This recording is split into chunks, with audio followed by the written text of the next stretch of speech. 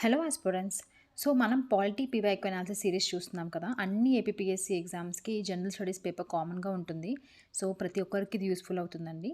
So, మనమైతే last time government polytechnic లెక్చరర్స్‌ది చూసేసాము. జూనియర్ లెక్చరర్‌ది కూడా సేమ్ పేపర్ ఉంది. డిగ్రీ కాలేజ్ చూద్దాం ఒకసారి.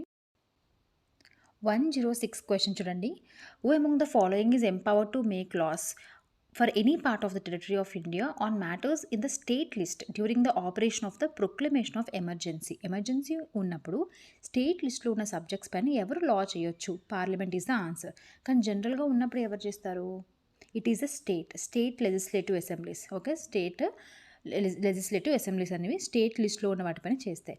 అదే యూనియన్ లిస్ట్ పైన ఉన్నవి ఎవరు చేస్తారు? పార్లమెంటే చేస్తుంది. కానీ స్టేట్ లిస్ట్‌లో ఉన్న ఐటెమ్స్ పైన కూడా చేస్తుంది పార్లమెంట్. ఎప్పుడు అంటే ఎమర్జెన్సీ ఉన్న టైంలో. Okay. Next question. Like Aadhaar కార్డ్‌లో మనకుంటుంది కదా! ఆ నెంబర్ ఎన్ని డిజిట్స్ ఉంటుందని డైరెక్ట్ క్వెషన్ అడిగారు. 12 ఉంటాయి. ఓకేనా? గుర్తుపెట్టుకోండి. నెక్స్ట్ మనకి 1969లోని స్పెషల్ కేటగిరీ స్టేటస్ అని చెప్పి కొన్ని స్టేట్స్‌కి ఇండియాలోని ఇచ్చారనమాట. సో, అది ఎవరి రికమెండేషన్ పైన ఇచ్చారు? ఏ ఫైనాన్స్ కమిషన్ రికమెండేషన్ పైన ఇచ్చారని క్వెషన్ అడిగారు. 5th ఫైనాన్స్ కమిషన్ అండి. సో, ఆ కమిషన్ చెప్పిన తర్వాత మనకి స్పెషల్ కేటగిరీ స్టేటస్ అనేవి కొన్ని స్టేట్స్‌కి ఇచ్చాం. ఈవెన్ మన ఆంధ్రప్రదేశ్ కూడా స్పెషల్ కేటగిరీ స్టేటస్‌ని అడుగుతుంది ప్రెజెంట్. సో, ఇంకొకటి ఏంటంటే ప్రెజెంట్ మనకి 16th ఫైనాన్స్ కమిషన్ ఉంది. దానికి చైర్మన్‌గా ఆనంద్ పనిగారియా వ్యక్తి అనే ఉన్నారు. సో, ఫైనాన్స్ కమిషన్ అనేది కాన్స్టిట్యూషనల్ బాడీయా కాదా అనేది కామెంట్ సెక్షన్‌లో చెప్పండి. అట్‌లీస్ట్ చెప్పకపోయినా వెళ్లి ఫైనాన్స్ కమిషన్ గురించి గూగుల్‌లో సెర్చ్ చేయండి. ఫైనాన్స్ కమిషన్‌లో ఎవరుంటారు?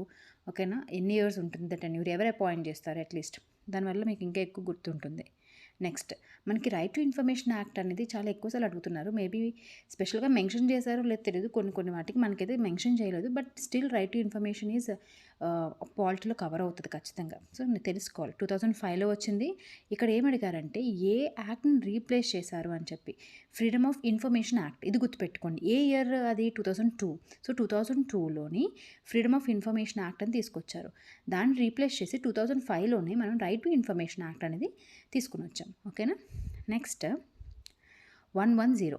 Which of the following mandates timely response to the citizens request for government information. మనం పెడతాం కదా! ఆర్టీఐ పెట్టండి అంటాం. అంటే ఏంటి? ఒక సిటిజన్ గవర్నమెంట్ సంబంధించిన ఏదైనా ఇన్ఫర్మేషన్ కావాలంటే ఎవరు వెంటనే అదే లైక్ ఖచ్చితంగా వాళ్ళు రెస్పాండ్ అయ్యి ఇన్ఫర్మేషన్ ఇవ్వాలి అని చెప్పి ఏ యాక్ట్ చెప్తుంది? Right to information act 2005. Okay. Next which of the